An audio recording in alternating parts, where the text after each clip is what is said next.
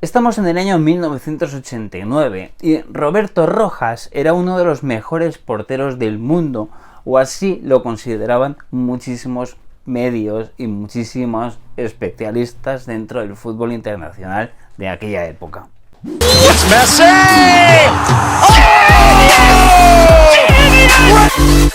Él había jugado para Colo-Colo, que es uno de los grandes equipos de Chile, y además era internacional absoluto y titular con su selección. Tenía serenidad, reflejos, colocación y además en aquellos momentos también se estaba hablando y se empezaba a hablar de un posible interés del Real Madrid por él.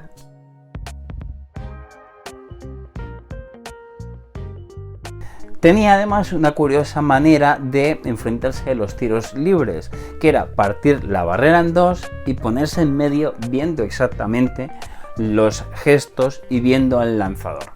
Este año, el 3 de septiembre de este año, el de 1989, Chile se enfrentaba a Brasil en el famoso Maracaná de Río de Janeiro.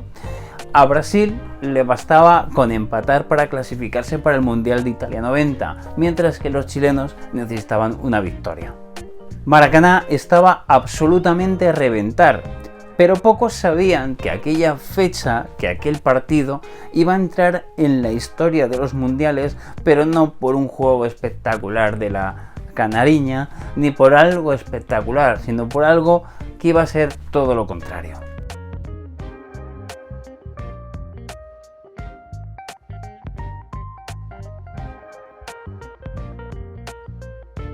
En aquellas eliminatorias había grupos, no como ahora, que se hace una liguilla de todas las selecciones sudamericanas. En aquel grupo estaban, además de Chile y Brasil, Venezuela.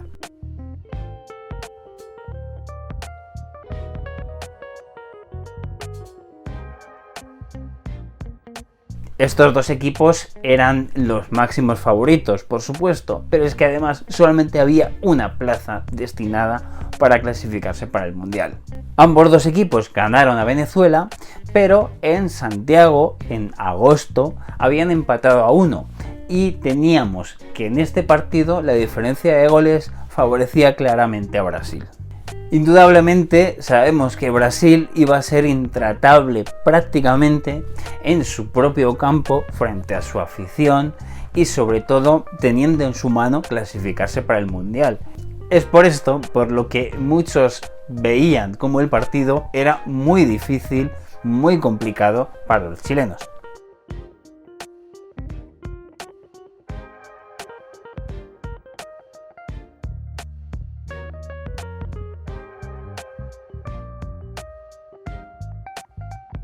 El partido empezó con 3 paradas que hizo Rojas a los brasileños, hasta que en el minuto 50 Careca puso en ventaja a los brasileños.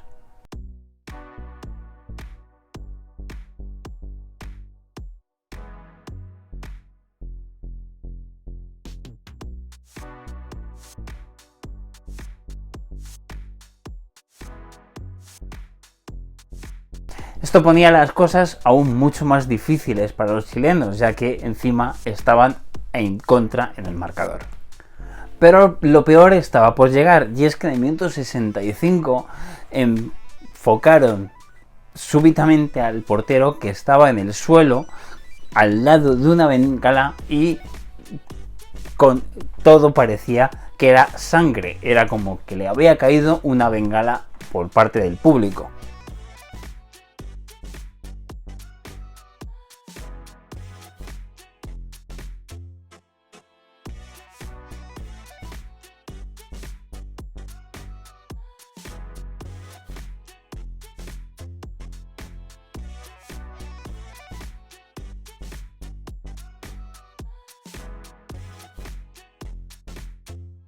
En ese momento se montó la Mundial, es decir, llegó el árbitro, llegaron todos los compañeros del portero y le vieron que tenía sangre tanto en la cara como en la cabeza, en fin. Los chilenos decidieron no seguir jugando el partido porque temían por su seguridad, por la seguridad del portero, en fin. Por ese motivo, Juan Carlos Lostau, que era el árbitro, argentino de aquel partido decidió suspender, al menos de momento, hasta saber qué pasaba.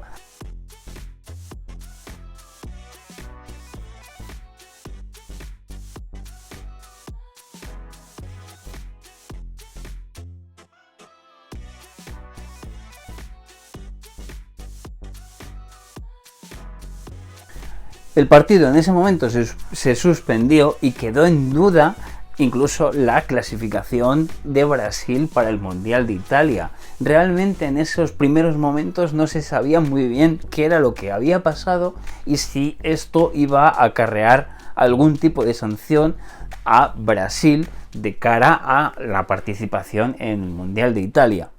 Pero los médicos poco después encontraron algo muy curioso, y es que efectivamente tenía cortes en la cara, Roberto Rojas, pero había algo que llamó la atención, y es que no tenía ninguna quemadura, que era algo muy lógico si has recibido el impacto de una bengala.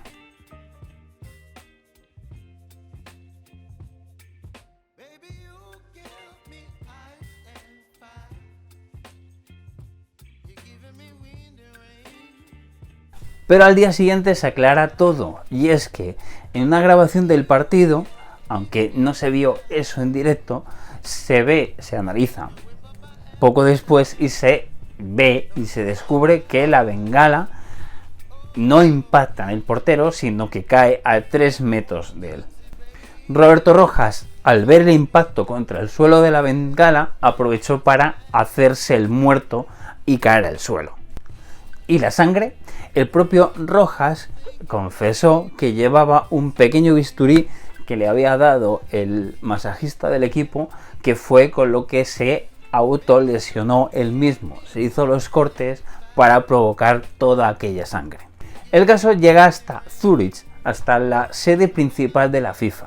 Allí la Confederación Brasileña presenta todo tipo de pruebas, desde un perito que se encarga de demostrar dónde cayó exactamente la bengala, que curiosamente la marca de la bengala se llamaba Cóndor, que era el apodo que tenía Roberto Rojas desde toda su carrera futbolística. Con tal cantidad de pruebas, la FIFA finalmente emitió un veredicto bastante duro en cuanto a las sanciones, y es que al propio Rojas le inhabilitó para todo el resto de su vida la práctica del fútbol profesional.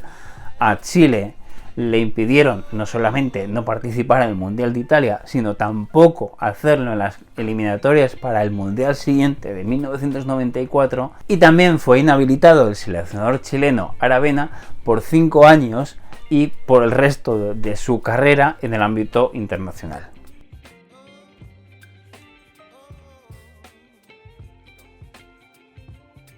También hubo sanciones menores hacia el capitán de la selección, hacia el médico de la expedición, que también le prohibieron volver a trabajar dentro del fútbol. En fin, hasta aquí Rojas se defiende y se sigue defendiendo, diciendo que le hacen esto por ser chileno o que se presenta como una víctima y todo ese tipo de cosas que realmente tampoco le benefician en ese momento. Según parece, el plan de Rojas era cortarse, provocar una suspensión del partido, y que esta era la mejor manera en ese momento, visto por él, de llevar a su selección al Mundial de Italia. Roberto Rojas, con toda una carrera todavía por delante, porque tenía 32 años y tenía todavía bastante fútbol que dar, incluso la posibilidad de llegar al fútbol europeo, algo que hubiera sido muy positivo para él, se encontró desde eso a la imposibilidad de volver a practicar el fútbol de manera profesional. Años más tarde, curiosamente, cuando volvió a poder trabajar dentro del fútbol, no como jugador, pero sí como preparador de porteros, lo hizo precisamente en Brasil, concretamente en el Sao Paulo, donde estuvo unos años trabajando como entrenador de porteros. Este es un homenaje de un hincha del fútbol y de todo corazón para el gran Cóndor Rojas. Editando el vídeo y buscando más información sobre el tema, me he dado cuenta de que efectivamente el Cóndor Rojas fue un ídolo en Chile. No solamente por su calidad como portero, porque realmente tenía y bastante, sino porque además todo esto, a pesar de que fue una, vamos a llamarle cagada, fue algo muy especial y le dota un áurea de alguien realmente especial, aunque creo que estaremos todos de acuerdo de que lo que hizo no estuvo bien. Pero, por suerte o por desgracia, desde luego ha quedado dentro de la historia del fútbol. Y en esa época le sirvió para encontrar el perdón tan ansiado.